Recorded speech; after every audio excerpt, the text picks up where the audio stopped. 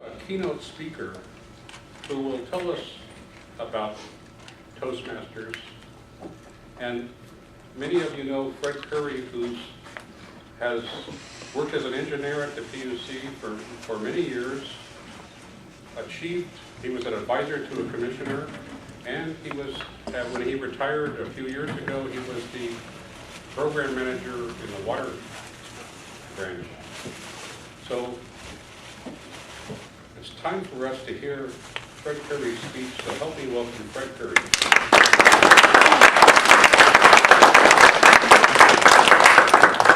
Thank you, Larry. Fellow Toastmasters, former Toastmasters, and guests. My, 40 years. 40 years is a long time. The Israelites took 40 years before they reached the Promised Land. King David ruled Jerusalem for 40 years. Kay and I had been married for 40 years. And Puckster's Toastmasters has survived despite the tribulations for 40 years. Back in the summer of 1981, I worked at the Advanced Reactor Systems Division down in San Jose. Two engineers came and described how much fun they had had at a Toastmasters meeting.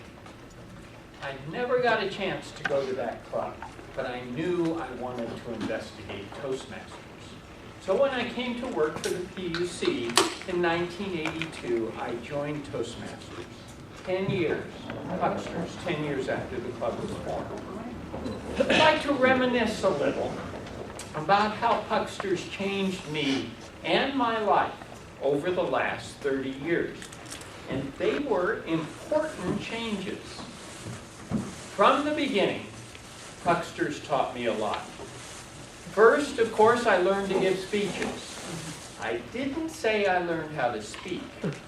All of us know how to speak. Some of us better than others. But giving speeches is different. It means you have to think. Fortunately for me, that isn't that hard. You do need 3 subjects to give a speech in Toastmasters, in a beginning and an ending. And what I found is I could often come up with 1 subject. Finding the other 2 subjects was a stretch for me. But just like any stretch, it got easier with time. So I purposely spoke every chance I could get. I gave some pretty sloppy speeches, still do, I'm afraid. But that didn't matter much in Pucksters. I learned something from every speech I gave, both good and bad. Most significantly, I learned discipline. You have to do what you committed to do. The best you can, but poorly if that's all you have in you. This is true of both speeches and a work assignment. You have to get the job done. Another thing Pucksters taught me was to lead. Oh, you can set up a project with goals and sub-goals and dates due and all of that stuff. But you can't get people to meet those goals unless you know how to lead. When I was on active duty in the Air Force, I was a pretty good leader. But I was an officer. And the people I told to do things did them or else. Even at work, if you're a project manager or a boss and you tell people what to do, they do it because they're getting paid to do it. I never found out how hard it was to really lead until I tried to lead a group of volunteers. Now that takes true grit. I also found out in order to lead, in addition to knowing technically what you're doing, you have to understand other people. So I volunteered for every club office there was, including area governor. I learned Toastmasters rules and a lot about helping people accomplish their goals. Again, Pucksters gave me a chance to practice without real fear of failure. Also, I learned to communicate with people. In case you haven't noticed, many of us engineers are not people persons. If you can't discuss something technical, we don't know what to say.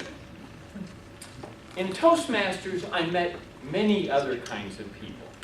Salespeople, actors, politicians. I evaluated their speeches.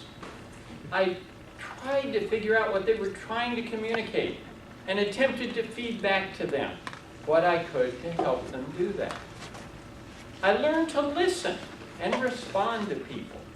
At work, your social interactions are filtered by the work environment and those expectations.